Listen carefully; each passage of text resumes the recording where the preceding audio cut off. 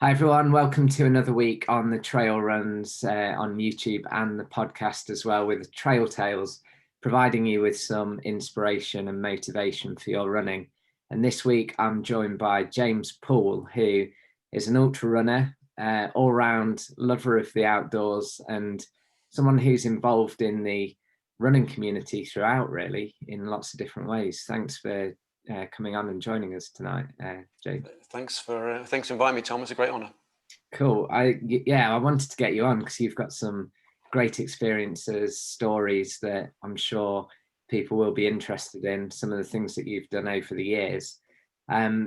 If we take it back to sort of the start, because your journey through running has evolved, and I guess you found your focus in the world of ultra. But I know you've done a few other things along the way. So where did it all begin for you as a runner? Yeah, and I think people often forget that sometimes people's running they know about their most current history, but perhaps less about the long term history. And I've always been a runner, I guess. When I was running, almost as soon as I could walk, I was running and probably getting in all sorts of trouble and being a pain for my parents. But so it's always kind of been part of me. And as a kid, when I grew up, we were always outside. We were riding our bikes to places, much further than our parents probably thought we were, at 8 and 9. And I'm sure lots of people relate to that. You just went off and lived in the Hampshire, lived a pretty outdoor lifestyle, to be honest, just hanging around outside and doing sport. And I guess it's just sort of over time has just become part of who I am. And part of what I love doing is just being outside in some format. And it's, running is obviously a very easy thing to do with, low barriers to entry. All you need is a pair of running shoes and you can get out and do it. Ultimately, at its most base level. Yeah. But I've been through all sorts of sports over the years, and Ironman triathlon, just a lot of bike racing, mountain bike racing, road bike racing. And I guess it's probably one of the things that has allowed me to do some of the longer ultra races is 30 years of 30 years of just doing it and enjoying it and building an engine, I guess. And that definitely helps. If you want to go and run 400 plus kilometers in the Gobi Desert, then it's kind of a hard thing to train for in a typical training block of 12 weeks, 24 weeks, whatever you want to do. It's one of those things, I guess. The people who do really well at it tend to, and I'm not saying that I do, but people who do really well and win, Yeah. are long-term, lifelong athletes, I think. Yeah, so I guess it's all part of the journey, to achieving those things. So where did it start for you in terms of, were you interested in shorter distance to begin with and then built up to more endurance, or did you always have? I feel like I made a mistake there, really, because I think I ran and I did stuff, and I got into long distance, into mountain bike racing, cross country mountain bike racing, and a lot of that sort of 12-hour, 24-hour sort of long endurance racing, and I, whilst I was running, it wasn't really very serious, and I certainly wasn't the kind of enthusiasm I have for it now, but I think because I went from doing endurance cycling and then into road racing and sportives and the sorts of things that lots of people do now, I probably just went straight into the longer distances and didn't pay homage to the 5K and 10K efforts. And so I didn't really start like people often do, which is 5K, 10K, half marathon. I was sort of all in at marathon and half marathons and longer pretty quickly, particularly because I went from bike racing to Ironman. Yeah. And obviously you've got to do a marathon at the end of your 112 mile bike. And so it sort of encourages you to spend a lot more time in that sort of, I guess, zone 2 endurance space anyway. And whilst there's plenty of benefits of running, of faster running, inevitably you're particularly in Ironman, when less than 10% of people do a 4-hour marathon, for instance, you don't need to be running fast, but you could particularly fast to be able to do a decent marathon at the end of an Ironman. So I kind of regret not doing that. And I think so my mindset now is a bit like, I think a 5K is like, is absolutely one of the hardest. Run a fast 5K is hard. It hurts from the very minute you start. Is why I tend to like my pain now dished out over hours rather than small amounts of pain dished out over hours rather than severe pain dished out over minutes. I think I'm from the same mindset these days. I mean, a 5K or 10K on their own, like you say, is a lot of hard work. I mean, it's great training, even if you're doing an ultra or a marathon, because it just gets you to move your legs fast and it gets you to feel it, get in that uncomfortable place. But I have to say, I haven't done very many very recently, because just literally the thought of having to, to run that hard and that level of hurt, even if you know in your mind, and I think the way you process it is to be like 5 minutes in, you're thinking, I've only got, I don't know, between 13 and 15 minutes left, and you can sort of break that down, but it's still, I don't think it changes. It doesn't matter how many miles you've done cumulatively. I don't think these things change. Some people fear the long distances. Some people fear the shorter ones. It's all the same feelings whether you've done 100 marathons or one. There's respect, I think, for the effort that gets put in. Yeah, massively across everything, I think. And I mean, the killer, I think, is the mile. Is like I've done a couple of the Strava miles down at night, the 10,000 meter PBs, and that's just. It feels like you're running forever. That's one distance that I've never done, actually, the mile. I don't know. I don't know what I could do. I think you have to do a block of training for it. I think and I never do. I'm always like, you get an invite, I go along and then regret not spending, 8 weeks or something running 400 meter repeats. And you get 3 laps in and you can't breathe, and your legs are like lead, and you've still got 1 lap to go. It's hard. It's a really hard event. I have a lot of respect for those people running 1,500 meters and mile, because it's longer than a sprint, but the pace you have to run is still very high. Yeah. What's your fastest time for the mile, out of interest? I don't really know. I've run so few. About 5 minutes, I think. Yeah. The last time I ran one, I wasn't in very good shape, and certainly in speed shape. But I think I ran like 5:25 or something. Wow. But still not fast by anyone's standards. But I ended up being able to do not a considerable amount slower than that, but like for same as you, for a longer period of time. But there's definitely a cap on how fast my little legs will carry me towards zero, I guess. The faster stuff is hard. Yeah, definitely. I totally agree there. I'd much rather be out for 30 hours than five minutes. But I mean, you've got to respect those people who are willing to go out and hurt like that. Yeah, definitely. I totally agree. Before we get into talking about some of the challenges and events that you've done and the way you've pushed yourself, you're very much involved in the running community as a whole, I would say, and I don't want to underplay that by just focusing on the things that you've done, but you founded Advent Running, which has sort of turned into a big community, and I know it was always meant to just be a bit of a challenge, and then now your work has taken you into the running community as well. Was that all a conscious decision to kind of get involved in that way, or is it something that evolved over time? No, but I know when I look back, you always think of these decisions you should have made when you were younger. And I worked for 15 years in the city before I escaped, before I managed to get out of that industry. And I love that, and I don't regret doing many of those years there. But yeah, it was just a slippery. I think I think there's a very traditional idea that we work in an industry for the entirety of our lives. That certainly was the case, I think, for our parents. And I think as we look at the young people who are now starting to get to working age, the reality is they're not going to probably work in one industry for 40 years, maybe longer. It's just not real. And I think probably, that dawned on me that maybe I didn't have to stay in finance for the whole of my life doing something that I wasn't really enjoying.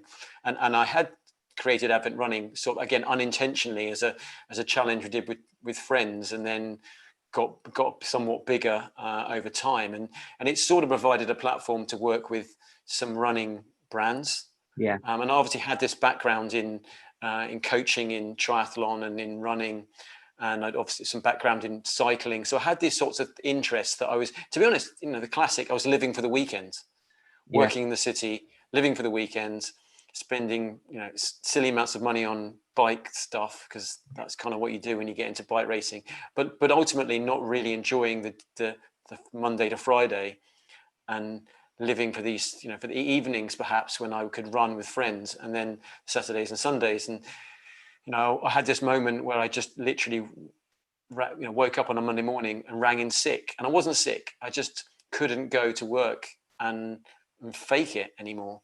And so it wasn't, the following day I went in, but it did, spark this idea that I had to be a bit more true to myself. And I also couldn't be false to my employer, because I didn't want to be one of those people that was spent the next 30 years, hiding from doing their actual job, so I can take home a decent pay packet, but absolutely hating it, because I think life's too short for that. So it's sort of come about. And I think if you're someone who's passionate about the sport and being outdoors in general, I think community is not that hard to build if you're a passionate person, and you can encourage others to do what you've done, and break down some of the barriers that exist in sport participation. And I think a lot of those are old-fashioned ways of people overthink things, and I'll probably upset some people by saying this, but some of the traditional running clubs, not all of them, but some of them have made joining difficult, and have not necessarily encouraged people who just want to go out and run with more people. It's been about performance, and as we know from the success of parkrun, it's all shapes and sizes and walks of life are equal on the playing field of parkrun. And I think that Advent Running was probably it was launched in 2014, so it's 7 years old. And I think at that time it was definitely, there wasn't so much parkrun, there wasn't so many collectives and clubs, non-traditional running clubs, communities, and brands have got on board with those now, and so the world has changed a lot. And I think I don't put my hand up and say I'm responsible for that, but there was definitely a movement in starting sort of with Run Dem Crew, and I think Nike Run Club, in fairness, when they had their big runs out of Oxford Street, but the world's changed a lot now. Now you see hundreds of thousands of people doing parkrun each week, and lots of running groups and lots of running communities, something for everybody, and that's amazing. But yeah, and one of the things that's been hardest over the last 12 months is the lack of running with other people. Yeah, I mean it's been massively tough, hasn't it? And lack of groups, lack of races, lack of chance to kind of meet other people, see. Yeah, absolutely. And nothing we can do about it. It is what it has been, what it's been, and it's a bit of a first world problem to be complaining about the fact that we couldn't run when lots of people have sadly died. So it's a small thing, but it has been something I've definitely missed, and something that's certainly helps my mental well-being, is to get out and meet with people and listen to them and maybe unintentionally encourage them to do to be more of themselves as well. So Advent Running then, I guess that still kind of went ahead this year online through. And I mean it is online, to be honest, for 90% of the people who are part of it, because although we did have pre-COVID a pretty vibrant physical run calendar per week, so we would do 6 runs a week in various forms. It's obviously it's all been online since, and people encourage each other through posting photos and talking about their runs, and in that case it sort of leads itself. Yeah, sure. And in terms of your work and career, how has that progressed now into the running industry? Well, it was going really well until this virus came along, and I now spend my time working with brands, and I've worked with a lot of brands over the last 4 or 5 years. And I now have a fantastic partnership with the North Face, which is great. And I've worked with a varying number of different brands over that time, and it's been great. It's kind of unintentionally what I wanted to do, but it's been obviously been tough because it's been hard to live an outside life when we've been somewhat restricted to being indoors, bar for a period for exercise every day. Yeah. And I've been very true to those to the guidelines. So we haven't snuck out and done long runs. We go out for an hour and a half, generally speaking, and a day, and stick to those things and don't go too far from home. And I know the guidelines are not necessarily cast in stone, but I think if you are in the visible eye, then erring on the side of caution, I think, is the correct thing to do.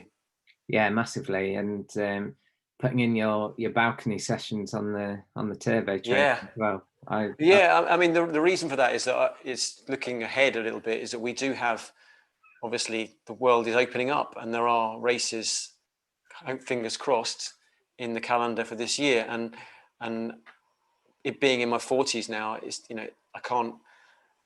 It's sort of been two things. One, COVID had stopped us being able to go out and do lots of running and getting into the mountains. And I live in East London, but also maybe think a bit more about how I train differently.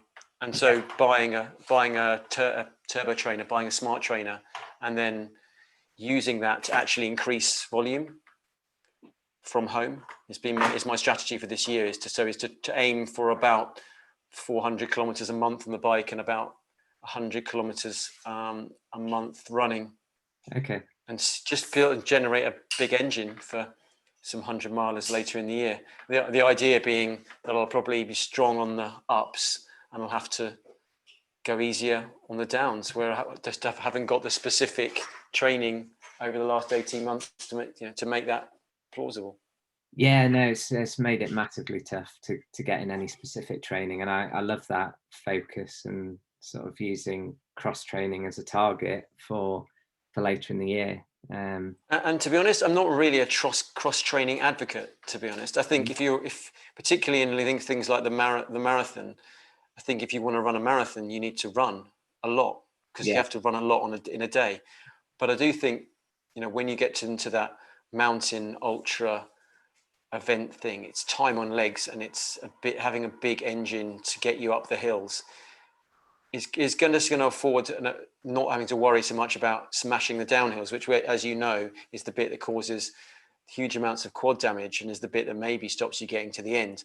So if you can be strong on the ups and then instead of smashing the downhills like you want to, take it easy and run a bit more intelligently than perhaps I would have done in previous years, it might be a better strategy. And I think longevity, as you get older, I don't think you can continue to train in the same way and expect to be injury free and pain free.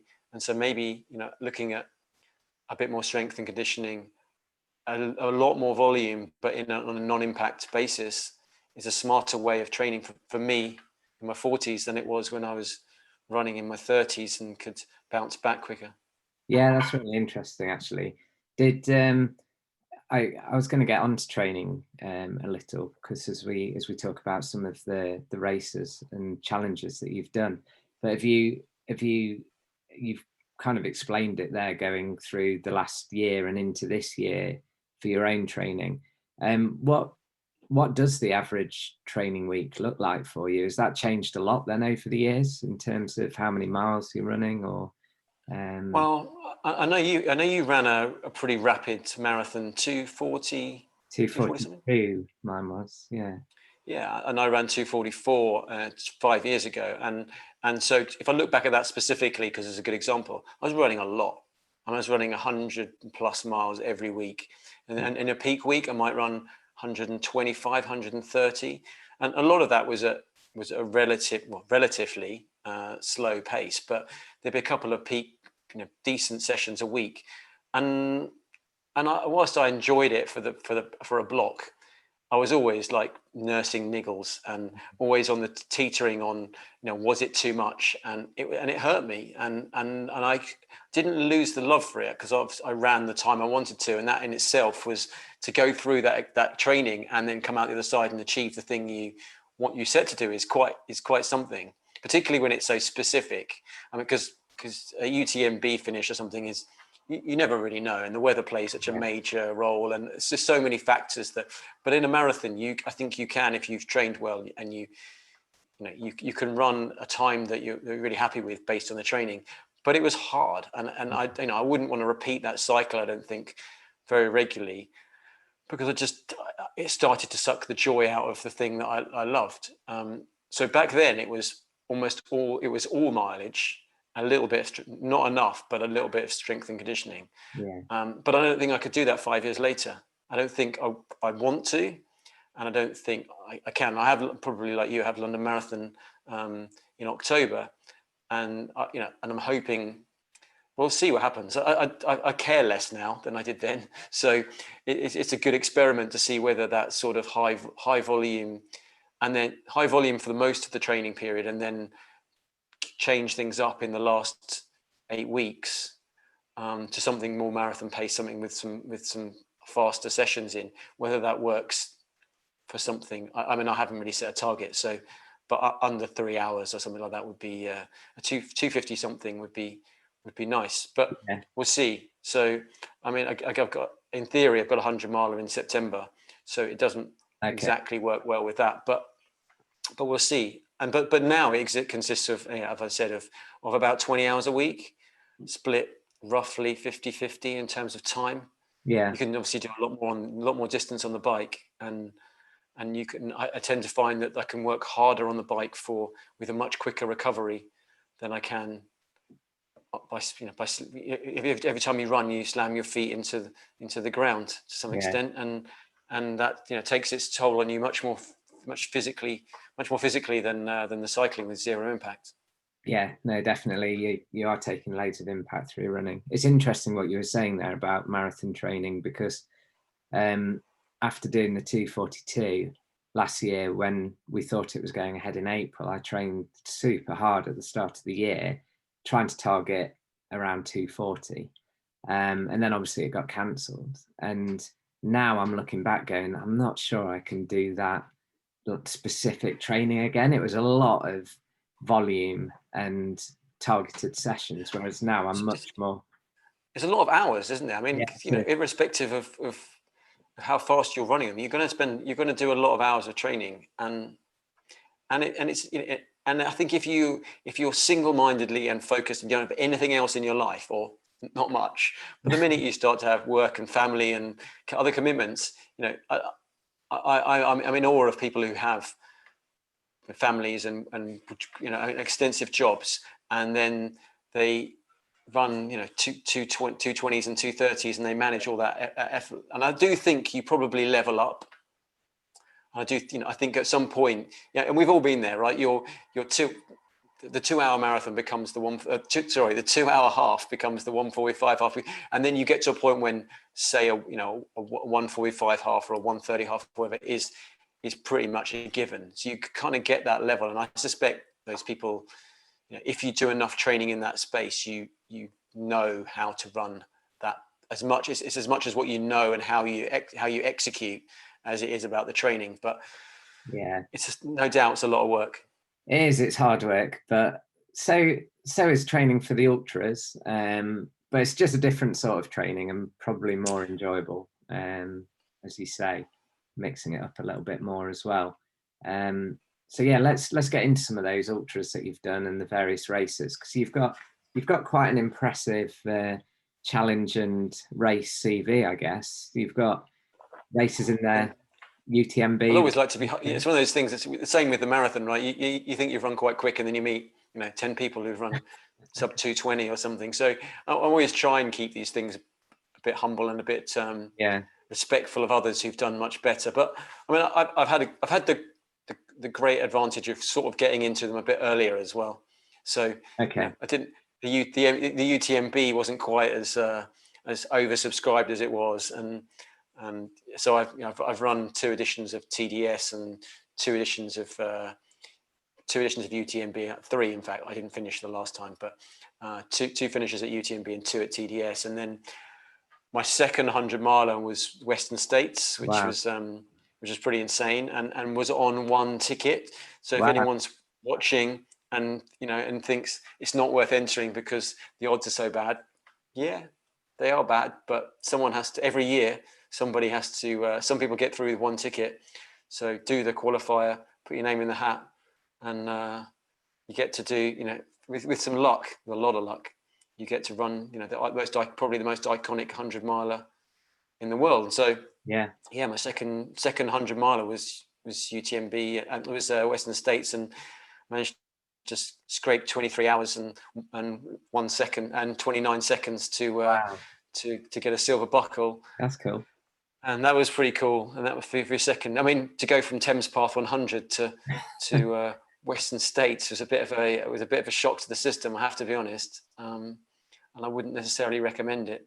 But yeah, so I've done a few of the big races, and then a few of the Ultra Trail World Tour races, the Trans Gran Canaria and the Lavareda. I mean, I guess, and then I did a few of those, but then I got into some of the sort of ultra, if you like, which I do find, they're more of an expedition than they are. They're more an adventure than they are a race in many cases.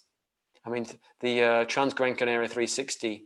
I think I was 6th I did that in 2018, and it was just, we went, a lot of people, it was the first year it happened, a lot of people went out with rucksacks on and big race packs full of stuff, and came back 3 days later, and it was, I'm not sure anyone was really racing, to be honest. A few people at the front, but the rest of us are trying to work out where the hell we were most of the time, because it wasn't marked.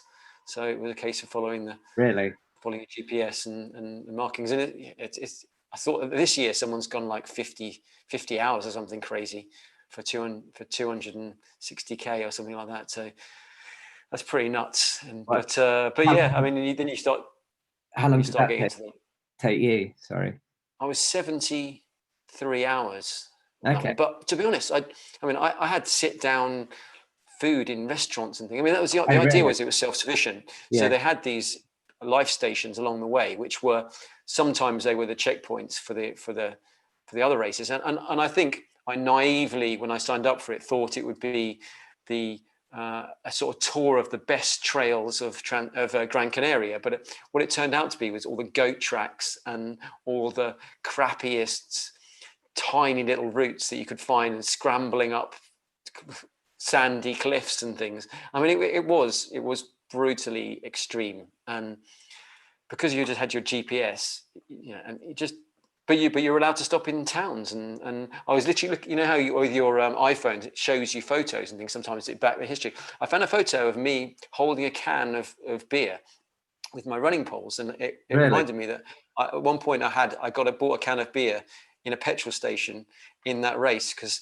it was like 3 o'clock in the morning, and I probably was wondering what on earth I was doing this race. And so a beer was probably a good idea at that time. And some local fizzy, I think it's called Tropica or something, or the local beer, from a petrol station. And but those are some of those races are the memories that the funnest memories, because you're just doing, sort of trying to get to the finish line. And so it's good. I mean, those are some of the funnest times I've had, really, have been, rather than worrying about whether I'm going to finish 43rd or 63rd or 127th or whatever. It's been kind of enjoying the experience as much as enjoying the race, Yeah, definitely. And also you went and did the 400k Gobi Desert Ultra in China. In 2018, and I was meant to 2018, and I was meant to go in 2019. Okay. And unfortunately, it got cancelled to international athletes 2 days before we flew, really? Which is a bit. Well, then they changed the course, so it's kind of, which is a bit frustrating, because it's really kind of hard to compare from one year to the next. Yeah. So in the year before I went, Dan Lawson went and ran a ridiculous 72 hours for 400 and I think he maybe 70. Yes, let's call it 72 hours. I don't know. It was around that. And 3 days for 400k, at altitude in this very unforgiving terrain. And so, but the next year they changed the course, and not that I would have ever got anywhere near Dan Lawson, because he's a much better runner than me, but it didn't really allow us to sort of make any comparisons. And of course, any sort of preparation was out of the question because the course was completely different. But also that added to the adventure. But I was meant to go in 2019, and because they changed the route and it was going into Tibet or very close to the Tibetan border, it was very obviously you don't really mention Tibet when you go to China. And so there's obviously sensitivities around this particular area, and they decided, the Chinese government decided that, people from outside of China couldn't race. So it was a bit, it was just one of those things. But a lot of the international athletes got upset, but it was out of the hands of anyone, really. So yeah. But it's an insane race, and I'm not sure it's running in now. I'm not sure that they're going to continue it. I think it might have now be done. Because of that, and because of obviously COVID, the complications. But it's an insane race where you have a GPS with not many track points, and you have to navigate for 400k on the entry, but I think I did 432 or something like that for over the distance, and you get to, but it's amazing. You get to see camels, and you get to hallucinate for hours on end. And what's the preparation for tackling a distance like that? How do you go into something where you're going to be out for so long? But I think I said this to people when I came back. I honestly think anyone listening to this podcast could go out there and do it, really. Whether you'd want to is another thing, but the reality is it's like a 7-day cutoff. Maybe it's longer than that. It's a long cutoff. And whilst 400 kilometers is a long way, the biggest mistake you can make is to run a lot, because the terrain is brutal. The terrain is uneven. It eats shoes. I think I went through 2 pairs of shoes during the race. The surface is very, very rough. It's very hard to run on in lots of places. And the route in itself is just your GPS. So the problem we had as international runners was that we had, if you've ever used a GPS, handheld, usually it's, unless you've got the base map, which you can see the contour lines, you have to follow a straight line. So what we didn't have was, because it's China, we didn't have base maps. So all we could do is, if the route went northwest, we would go follow the line. As well, what the local athletes would be able to do is look at the contour lines and then realize they could go a different way, and they would see paths and roads and things. Well, we didn't have any of that, so we just had to do it as a crow flies. So we were over mountains and hills and sand dunes. Well, the local athletes ran further, but they ran on roads and on the flat. And so it wasn't really till I finished that I realized this, because I was looking for people that should have been, I could see footprints for other people, but then you'd see someone else in a very far in the distance, out off to your right by 500 or 600, 800 meters. And that's because they were running the smart route, the real route, using the topography, and we were just going over whatever we did. But it was insane. We ran through, cities in the middle of the night that had just been built in the middle of the desert, and I hallucinated and got hypothermia, and we were unsupported. So we would have a box of food that would get transported to all of the aid stations. In fact, we had 6 boxes of food, and they would move around with some things in them, but the only thing you could get at the aid stations was hot and cold water. And unfortunately, because at altitude, the hot water never seemed to be very hot, so we basically just had cold water for your noodles and your dehydrated meals. So it was an insane. It sounds crazy and horrible, but if someone gave me an opportunity to go back next year, grab it with both hands, because you have the Tibetan plateau, the Tibetan mountains in front of you, and whilst it's -15 at night and 25 degrees in the daytime, it's still still like nothing else you'll ever experience. And so I'm very, very, very honoured to have been out there and running in somewhere so incredible. Yeah, I mean, what an experience, and one that Oh, 100%.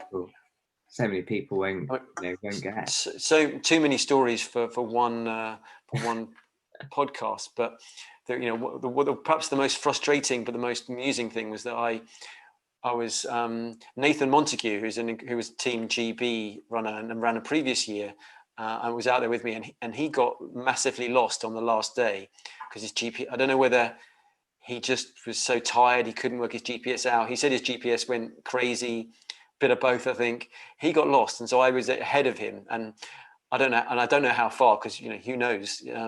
But I was running into and I knew I had like 20k to go, and I came to the last checkpoint, and the sun went down. And again, we were just following this straight line, and the straight line was to the finish.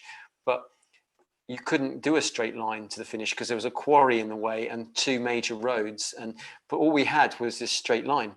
So I was just climbing over fences and climbing through water troughs, and I went down into a quarry, and I was literally getting, pretty stressed by the fact that the distance was maybe 1 kilometer from the finish line, and I just couldn't get there. And I was desperately worried as well. The competitiveness in me was that Nathan, having got ahead of him, was going to run past me with like 500 meters to go. And he's a much better runner than me. So I was like, and like obviously dehydrated and hadn't slept properly for 4 days. And so in the end, I found this place called the Lost City, which is where the finish line was, but I couldn't get in because I wasn't at the entrance. And I found this one guy, and he was really drunk, and he was singing karaoke in a bar on the side of this lost city, and of course I'm trying to speak to him and he doesn't speak any English, and I don't speak any Chinese, and even if I spoke any Chinese he wouldn't have understood me. But he was singing really bad karaoke, and I was on the phone to the race director saying, how the hell do I get in? And then eventually, after running around for like an hour, I managed to find an entrance, there was a big long runway where you're meant to run down, and I just appeared like on the side, and they played this music and they put off all the fireworks, and I was like furious that I'd spent an hour doing 1 kilometer running around an old town. And I mean, 30 seconds after the music played and the fireworks went, I was grinning like an idiot and happy to finish. But yeah, it was this sort of perfect storm of thinking Nathan was going to be running down the road ahead of me. Not that it really mattered, and the tiredness and this crazy Chinese guy singing karaoke. It was just it was nuts. That's just one of many crazy stories that happened on 4 days of running through the Gobi Desert. Mad. Absolutely insane. And did Nathan get ahead of you at all, or did he manage? He didn't get ahead of me. In fact, he came in a long time after me, because it turned out that they basically they have you all on a big screen. It's like an HQ, and everyone's got trackers on, and they have you on a big screen. And they he was so far off course, they took a van out and said to him, "You're going the wrong way. You need to go in that direction." But of course, it's so hard in the desert if you haven't got working GPS, is to keep on the straight track, because there's no real reference point. There is, but I guess you have to look a long way. And like if you go fell running, and you understand that. But when you're 70, 80 hours into a race, it's hard. And so he went wrong again. I think he put a lot of extra kilometers in, and then he still had the same problems that I had. It was dark, and he just had a straight line to follow. And so he came in about 12 hours later, and I'd gone back to the hotel and had some sleep, and I got up and I sort of, and someone said, "Oh, he's back." And I went to see him, and he must have lost 10 kilos. And I didn't even recognize him. He looked like a different man. We all looked like we'd been at war, but Nathan looked worse than everyone else. His feet were just so blistered and swollen, and his face was so sunburned, and his lips were bleeding. And yeah, it was a war zone. It was amazing, but it pushed us, you're taking in 1,000 calories a day, I guess, because you just can't, you just don't want to eat noodles and rehydrated food, despite the fact that you should. So you're just taking, you're not moving very fast, but just the conditions, the weather just beats you. The blazing sunshine just cooks you, and at night just freezes you, and just maddest place I've ever been to. I think I remember seeing a photo of you after you completed that, and yeah, I mean, I've got some cracking photos. I was fortunate enough to go with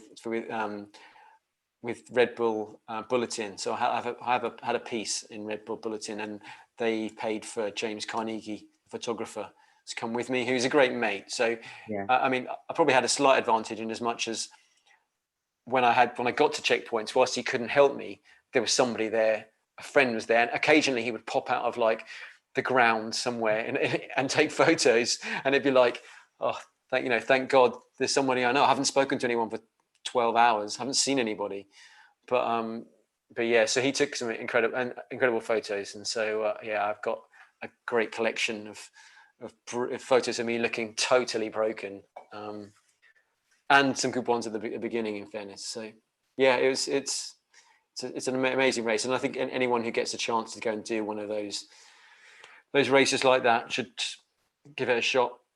yeah, I think, a lot of them, and they're not as hard as, I think, everyone loves a bit of hyperbole, the hardest race in the world, but I think to finish is within the grasp of lots of people with a lot of with a lot of effort to put into it. But I mean, winning is another thing altogether. But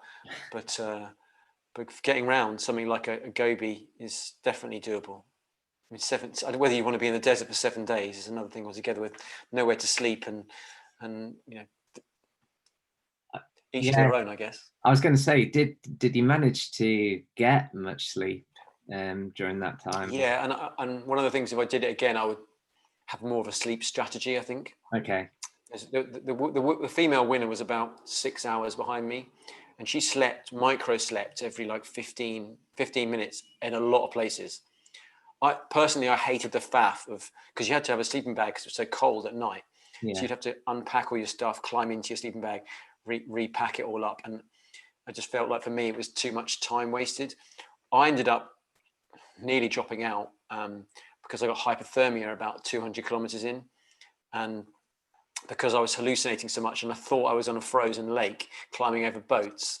And I just got completely disoriented. And about 2K from the checkpoint, it took me like an hour and a half to get, because I was climbing over boats on a frozen lake, paranoid that I was going to fall in the frozen, neither of which existed. But then by the time I arrived in, I'd been moving so slowly that at -15, I got hypothermia, and I was full shaking in my sleeping bag. And they were like, the medical people were very worried that I was in big trouble, and they unbeknownst to me, they talked about evacuating me. Really? But I managed to warm up, and I actually had 7 hours sleep, and that made a huge difference, because I think I hadn't slept by this point for 50 hours, and I just making poor choices, and I was hallucinating so badly that I didn't really know where I was going. And so actually a 7-hour sleep, which, whilst not being that smart in terms of time management, meant that I didn't then hallucinate till I got to the finish, till I finished and made better decisions and followed the route properly and ate more. And it's a funny one. I think I wouldn't wait as long as I waited again. I'd have some small micro sleeps or something along the way early, rather than push on for 2 days and try and man it. I think I'd seen Dan Lawson, and yeah, he'd done such a good job of not sleeping at all. That that was obviously the approach that I took. Yeah, it's hard to know with things like sleep and rest and using checkpoints. One part of you doesn't want to kill the time and lose it, but then on the other hand, that can actually give you a massive gain towards the end. So yeah, absolutely, balance, isn't it? I think a lot of it depends on the race, right? I mean, you can sit down and do the maths, and you can say, if I spend 10 minutes at every checkpoint on a Centurion South Downs 100, and there's 13 checkpoints, I have 2 hours of not moving, which is a significant chunk of time. But then if you're going out for half a week, if you're going for 4 days, I mean, interestingly, the Chinese had a very different strategy. They would come in and have maybe 4 hours rest, and they'd have massages and they'd have a big meal, and they'd have sleep. And it was kind of weird, because Nathan and I were I was 5th and Nathan was 6th. And we were mixing it up in the sort. Nathan was pretty close to 3rd, and the Chinese would come in and they'd be panicking. The questions they'd be asking is, "Where are the English? Where are the English?" And then we would come in while they were still in the aid station. Often we'd leave before they had their meals and things. But I think they had the advantage of the maps, and they would then because the thing is, you never see them again. And then when you arrive to the aid station, they'd be ahead of you, and you're like, "This is weird. How come these guys managed to get ahead of us during and that's what we worked out by the end, is that they were running probably much less elevation than we were because they were going round mountains rather than over them." Yeah. I just, before we leave the Gobi Desert, what was your sort of total elevation over that as well? Was it? I think it was 30,000 meters or something. Yeah. It was a lot. And actually, perhaps the hardest part was that it was a big chunk. You start at 2,000 meters, so I can't remember. Maybe it wasn't as much as that. Maybe it actually wasn't as much as that. I think it was probably 15,000. It's been a few years now, and to be honest, I never really, because we didn't know what it was beforehand. We didn't really know what, and I can't remember. It was quite a lot, but what was most notable was that we started at 2,000 meters, and halfway it was a 4,000 meter mountain pass, and so a lot of it was above it was relatively high. If you think there's 0 European races where you can get above 4,000 meters, for any prolonged period. But it wasn't we're up a mountain pass, and it was just a grey gravel road that we went over at 4,000 meters. But it just shows you the whole height of the plateau and the Tibetan plateau, and the mountains around you in the distance mostly are 7,000, 8,000 meter peaks, and you start to does make you feel very, very small when you look around at the terrain you're in and look up at these sort of cliffs and things and realize that you're at 4,000 meters and the cliffs above you go 1,000 meters higher or 1,500 meters. You do really have a feeling of being pretty minute. Yeah, that's amazing. I was just keen to get a kind of insight into what it was like, but no, what an experience. And it was amazing, honestly. I think Asia, before we disappear from Asia, Asian running culture is amazing, because it particularly China, but Thailand and Hong Kong as well, because it doesn't have the hang-ups, particularly in China, that we have perhaps in the UK and in Europe, with a long history. And long history obviously creates loads of great stories about amazing people who've done things, sub 4 minute miles and all this, and all the other things, all the trappings of all the great runners that we've had. But it also has some negativities around people getting involved in, are you a runner yet? And all the, do you have to, what do you need to buy to be a runner? All this stuff that you only have to go onto Facebook and people are worried about. It doesn't exist, because running 5 years ago, 6, 7 years ago in China was something you did when you were late, or you were poor and you didn't have any transport. But and that's a huge difference to how it is in the UK. So what it means is that people think of it as a pastime, as a sport, and no one owns any kit. So when you go to a race, and I'm fortunate to do a couple of races in China. I did the UTMB 100 miler in Gaoligong in 2017, which is amazing.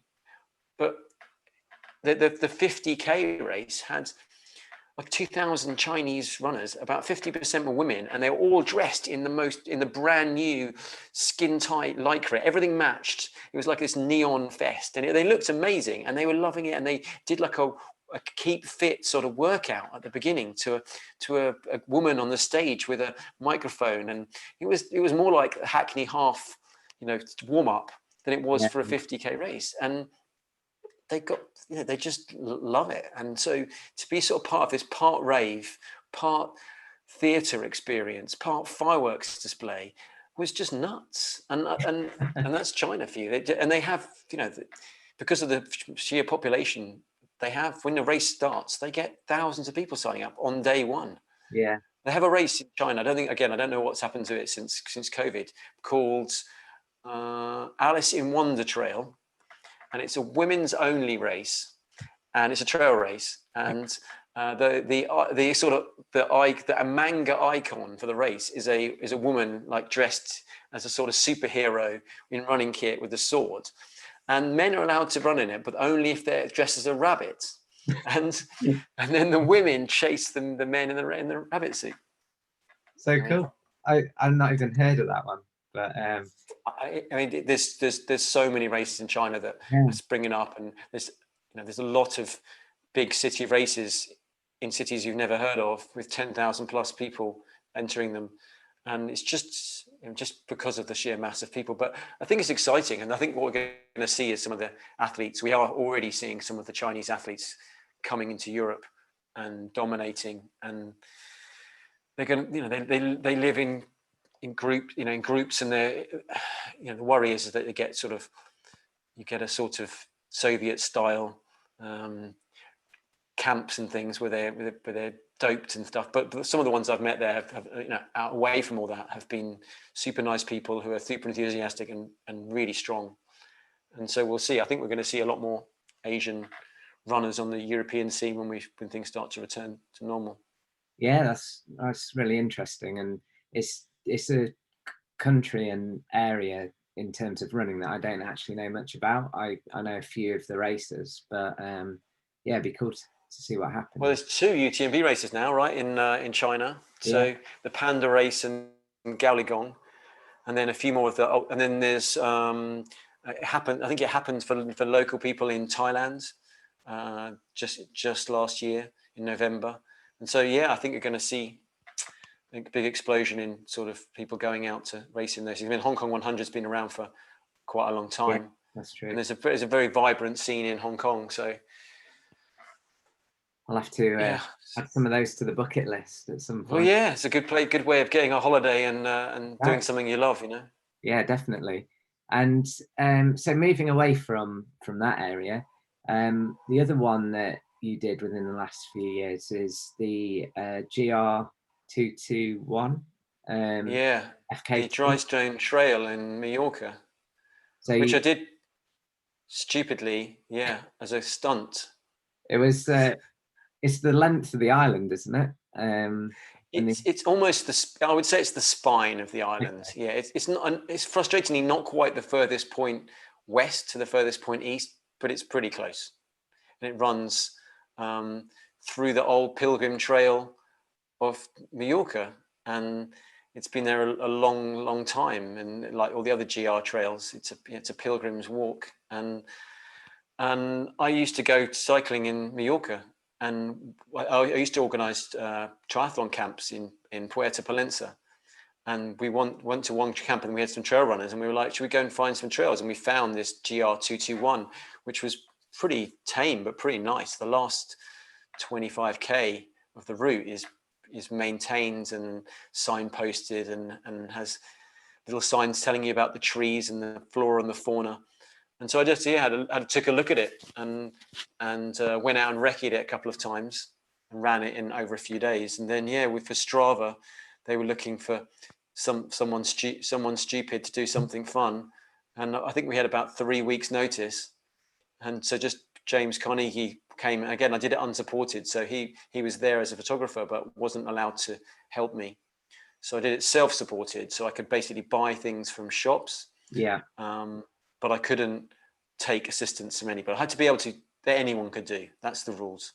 So we went out in May, and it was like way hotter than any of the times I'd been out there before. It was like 30 degrees really early on. And because we've been aiming for photos, we started like a lot later because the idea was to run 24 hours. So we were like, oh, well, it'd be great to have photos at like 8 o'clock on the beach, 9 o'clock on the beach. So we started at 9 o'clock in Port Andrax, and it's just way too hot, too early, and it's a beautiful trail. And I've pre-COVID, I was taking people there over as a 4-day trip. Oh, cool. It's a super nice thing to do because at like 35 to 40K a day, with there's no support, so you carry your own stuff. But it's kind of a night. It's a long day still every day. It's 40K a day, but it's not quite 40K. It's about 35K a day. But you've still got to carry all your stuff. You've still got to, you know, get your water and your food. But it also allows people to have a you know, it doesn't want to be a sufferfest.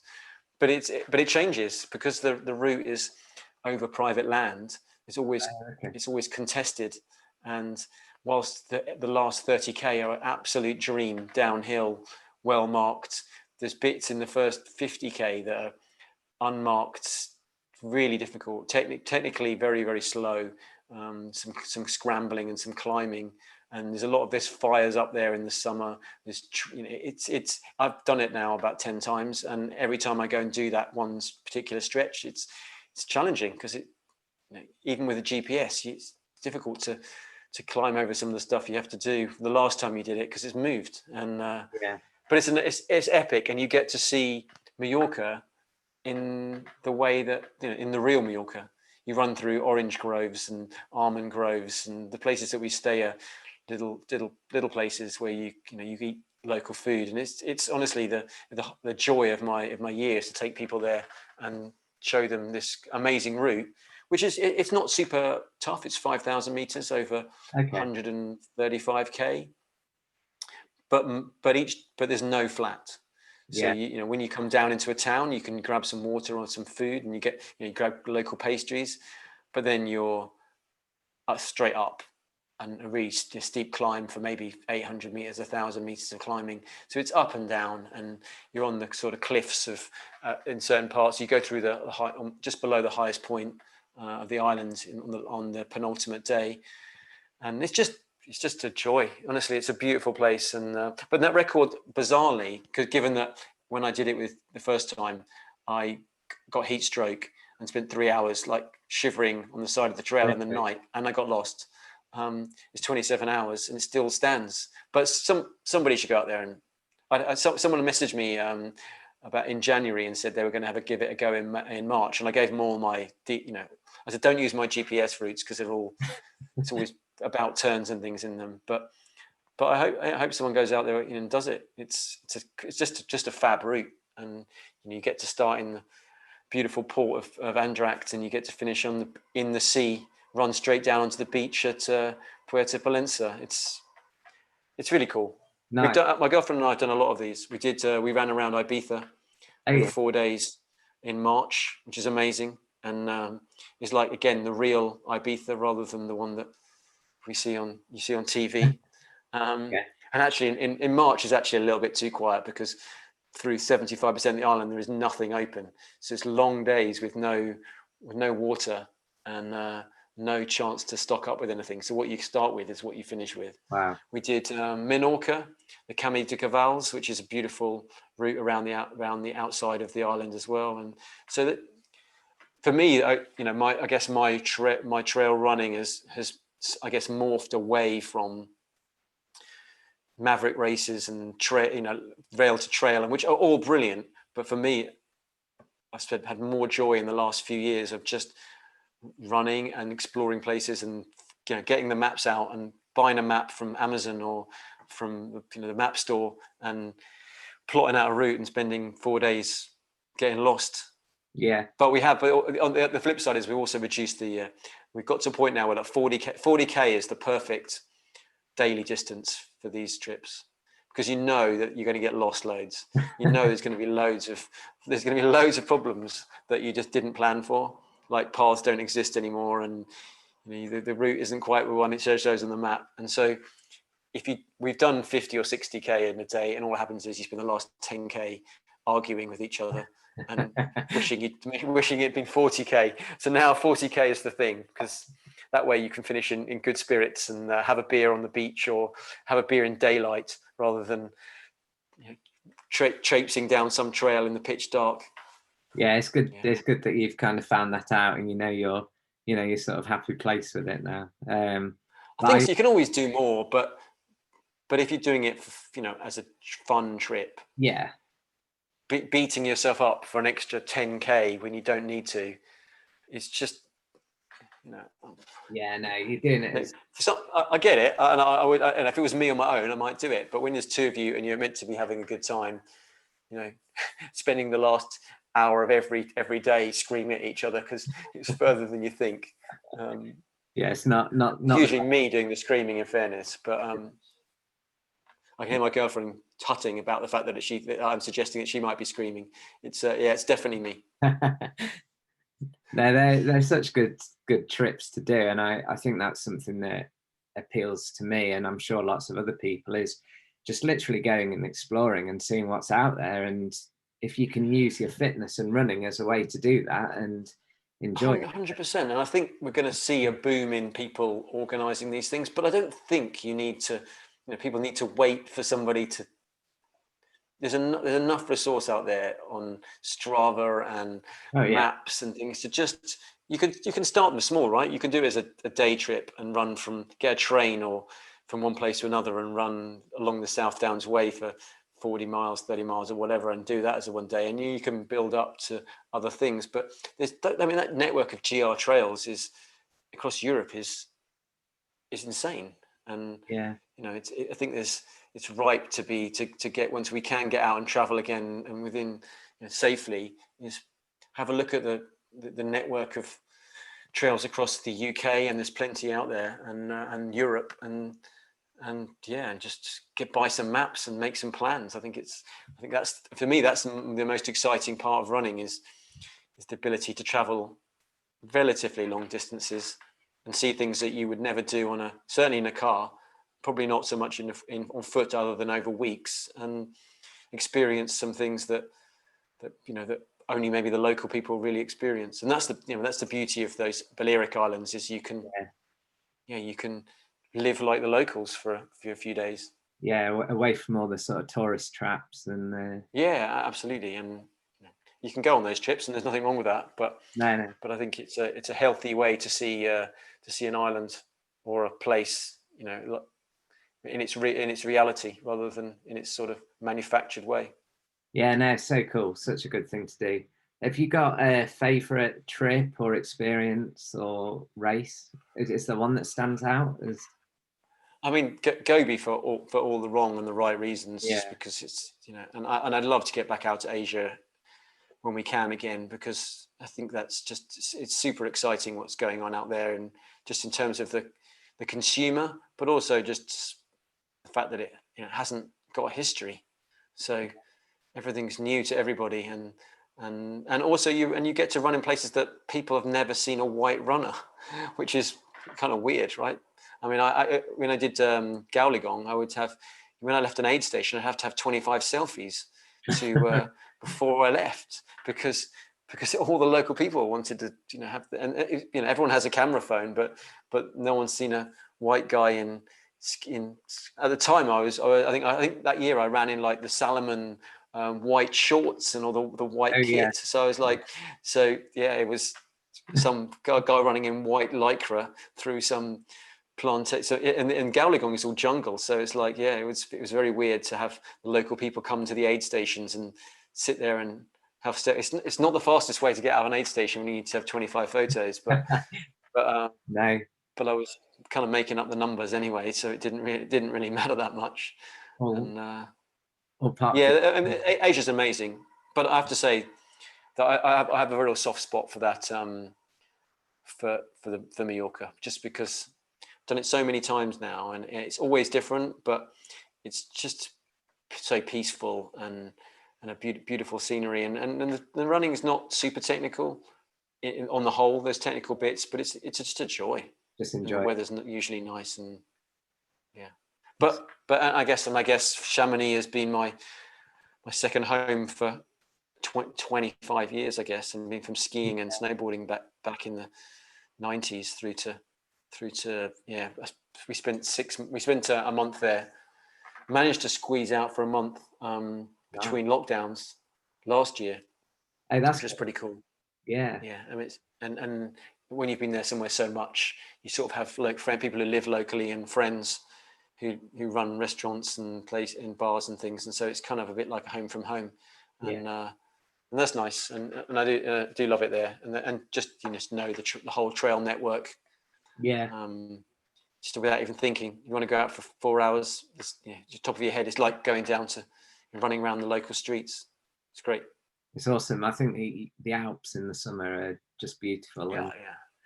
Don't tell anyone though. Don't tell anyone, Tom. No. Otherwise, everyone will start going. Exactly. We'll keep that quiet. And how's 2021 shaping up for you? So you recently joined the North Face Explorer team. Yeah. Which is, I mean, they have a new shoe launched, and I'm not going to do a shoe, a product push, but they have a new shoe launched, and it's the first full carbon plate shoe on the market, and there have been some with carbon plates. Typically, I think more as protection plate rather than a plate that for propulsion. And I was fortunate to have a pair of the prototype shoes back in September. I did quite a lot of miles in those. I mean, I won't say my contribution made any difference to the design, because I think by the time I got them, they were well developed. But there is quite a lot of difference between the prototypes and the current models that are out. But I mean, the race model, it is a sprightly shoe. That carbon plate is pretty stiff, and when you run in them, they do work your legs quite hard. So I think for faster runners, the power compels, and the power obviously loves them, and so but I'm not having said that, I'm not sure that shoe is for everybody, and I think it's lightweight, and I don't know how the longevity will be, but they have got a couple of models that are a bit less racy, and I think those are going to be winners for a lot of runners, particularly people who like the Speedgoat, the Hoka Speedgoat, because it's very similar. It's got the rocker sole. It's quite similar in its construction. I would say it's a little bit more roomy, but it's a good shoe, and I think it's going to be popular, and it's great to see a brand which, and I said this to them when I joined, so it's not, it's no secret that I think their trail shoe range has been a bit lacking in the past. They've been well known for both sort of street clothing and cool stuff worn by grime artists and mountaineers, and they've just not quite. But they spent 2 years developing it with Powell and Hillary Allen and a load of the US athletes, and I think they've got a real winner of a shoe. We just now got it. I'm working with the guys to try and get it on people's feet, which is obviously more challenging than it would have been in any other year, because you can't do it. So there will be a fingers crossed, if we meet all the guidelines and things, a series of runs in the UK where people will get to demo the shoe in the coming months, and I think they've already started them in Italy and in France. So as we all know, getting on trying the shoe on itself and running in it is definitely the way forwards, because I don't think there's any bad shoes out there. I just think some shoes fit people better than others, and some are better for certain conditions.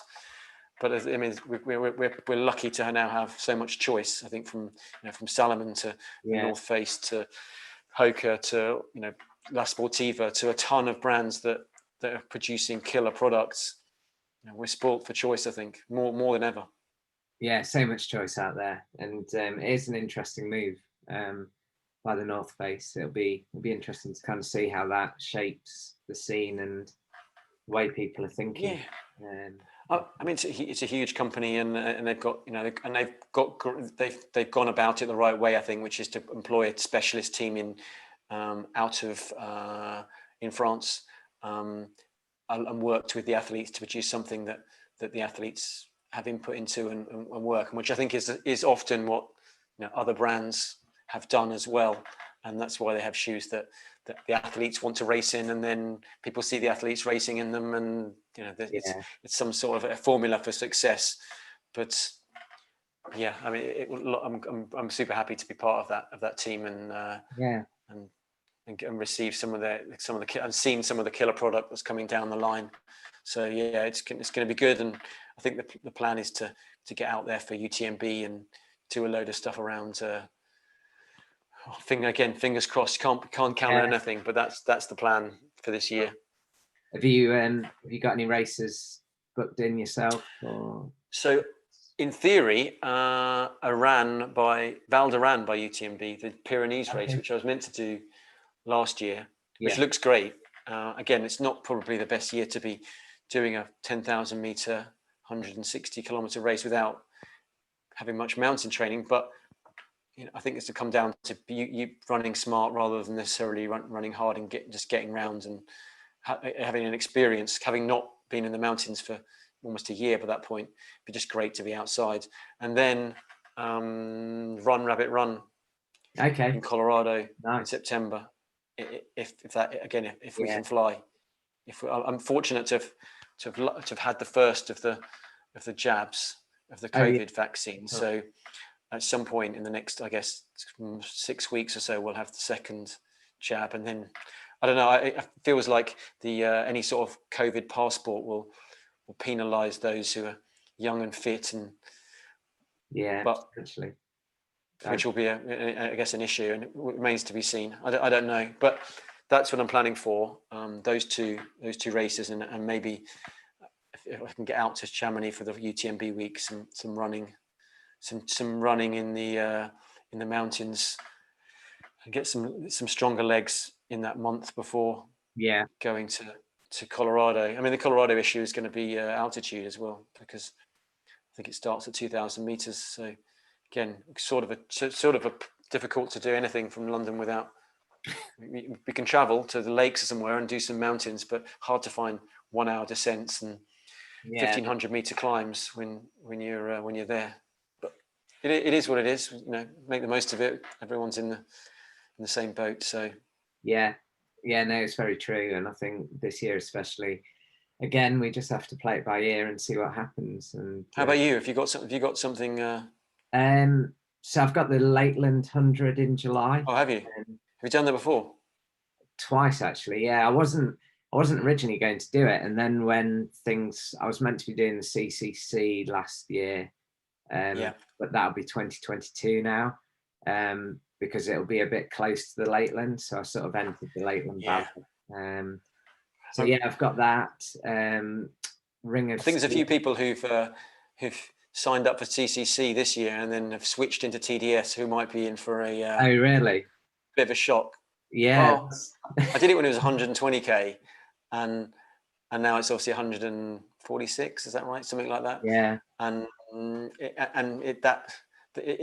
it's got a miserable end to it. It's got a couple of brutal climb. It did have a brutal climb at like 100k, and now it's going to be at 120k or something, 130k. And I think if it's going to be anyone from the UK who's doing it, who doesn't live in the lakes and needs to have a big mileage strategy on there. I think it's as hard as UTMB, honestly. Really? Yeah, I think I've heard that actually. I've not done it. It's more technical. It's definitely less runnable in chunks. Not always, but there's big chunks it's quite loaded towards the end in terms of some big climbs that make it hard.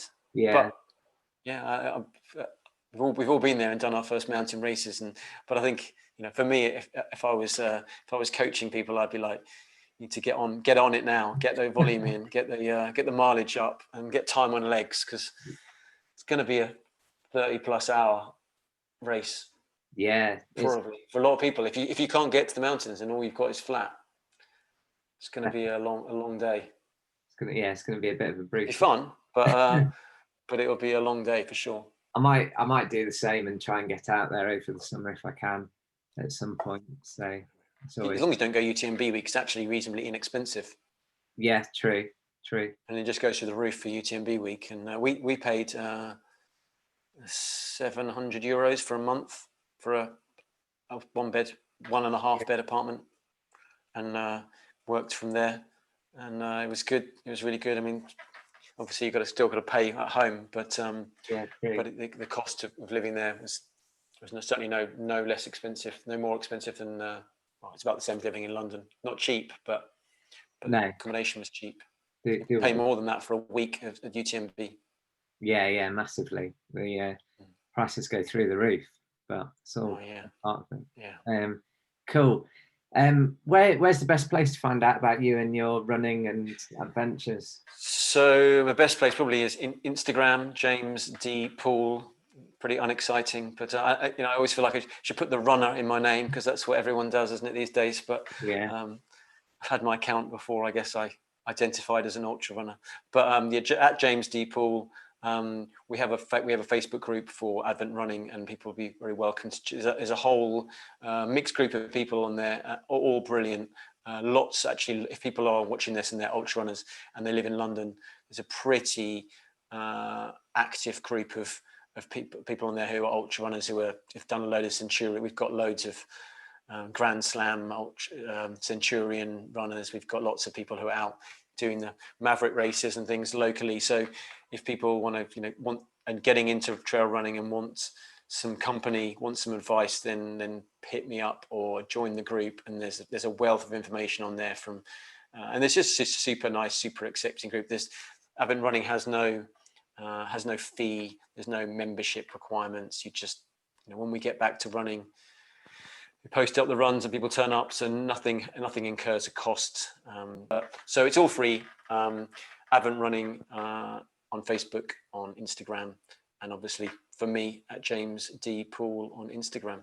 Cool. We'll link out to the Red Bull Bulletin as well, because I think. Yeah, I'll send you the link. It's a good read, and the photo. I mean, in fairness, the photos are amazing.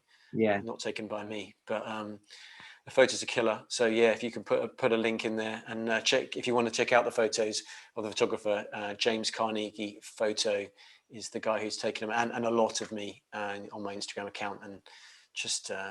Super guy. He I think his first photo assignment came his first love of running and photos was when he ran with his camera at Marathon des Sables. So the guy can also run himself, and I think that makes a big difference to the way he frames his shots and the way he captures them. He's a bit of a legend. So yeah, I've seen a lot. Worth a follow. Yeah, definitely. I follow him on Instagram, and he's always putting out great content. So definitely worth a look. Just and again, all the people who are passionate about things tend, in my humble opinion, tend to be better at them, right? Yeah, definitely. Totally agree with that.